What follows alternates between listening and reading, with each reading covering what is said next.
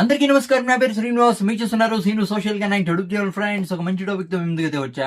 Like చేసి support అయితే చేయండి. చాలా మంది వీడియోస్ అయితే చూస్తున్నారు కానీ లైక్ చేయట్లేదు.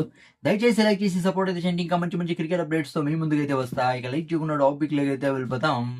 Delhi capitals captain Axar Patel sensational comments అయితే చేశాడు. బ్రో, ఐపీఎల్ 2027 లో కూడా నేనే కెప్టెన్, కేఎల్ రాహుల్ కాదు, రిషబ్ పంతు కాదు అనే తర ఇండైరెక్ట్ గా కామెంట్ అయితే చేశాడు. క్రికెట్ ఫ్యాన్స్ ఫుల్ కన్ఫ్యూజన్ లో అయితే ఉన్నారు. బ్రో, అసలు ఏం జరిగింది అనే దాని గురించి మనమైతే మాట్లాడుకుందాం. అంటే కేఎల్ రాహుల్ ఢిల్లీ క్యాపిటల్స్ లోకి వచ్చిన తర్వాత ఢిల్లీ క్యాపిటల్స్ మేనేజ్మెంట్ అయితే ట్రై చేసింది కేఎల్ రాహుల్ కి కెప్టెన్సీ ఇవ్వడానికి. కానీ కేఎల్ రాహుల్ కి కెప్టెన్సీ అయితే తీసుకోలేదు. తర్వాత అక్షర్ పటేల్ కి అయితే ఇచ్చింది. ఢిల్లీ క్యాపిటల్స్ ఒక మంచి స్థానంలో నిలబెడతాడని. కానీ అక్షర్ పటేల్ డిజాస్టర్ అయితే అయ్యాడు. పాతాలని దొక్కేశాడు ఢిల్లీ క్యాపిటల్స్ ని, అవును కదా. దాని తర్వాత అక్షర్ పటేల్ ని కెప్టెన్సీ నుంచి పీకేద్దాం, కేఎల్ రాహుల్ ని కెప్టెన్సీ చేద్దాం అంటే కెప్టెన్సీ కేఎల్ రాహుల్ కి ఇస్తే ఢిల్లీ క్యాపిటల్స్ బాగుపడుతుందనే నమ్మకంతో రీసెంట్ గా చాలా అంటే చాలా అప్డేట్స్ అయితే వచ్చాయి. KL Rahul next Delhi capitals captain అవుతాడు ఐపీఎల్ 2027 లోనే. చాలా అంటే చాలా అప్డేట్స్ అయితే వచ్చాయి. KL Rahul fans, cricket fans కూడా చాలా సంతోషించారు. ఎందుకంటే మంచి కెప్టెన్ కేఎల్ రాహుల్ అని, అవును కదా.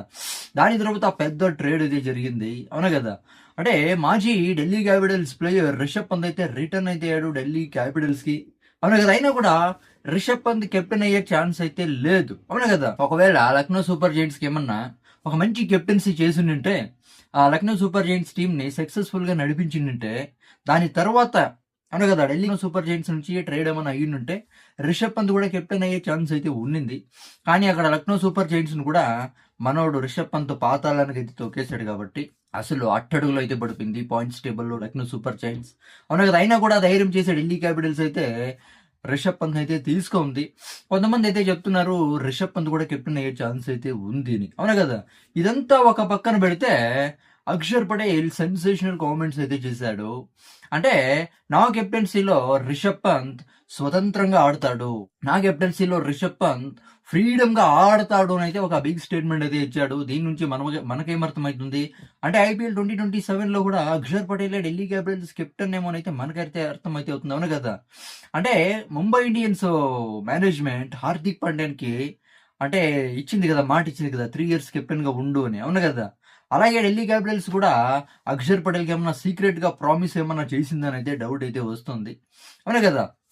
2 సార్లు ఆల్రెడీ 3 నంబర్లు పెట్టాడు ఎవరు, అక్షర్ పటేల్ ఢిల్లీ క్యాపిటల్స్ కి.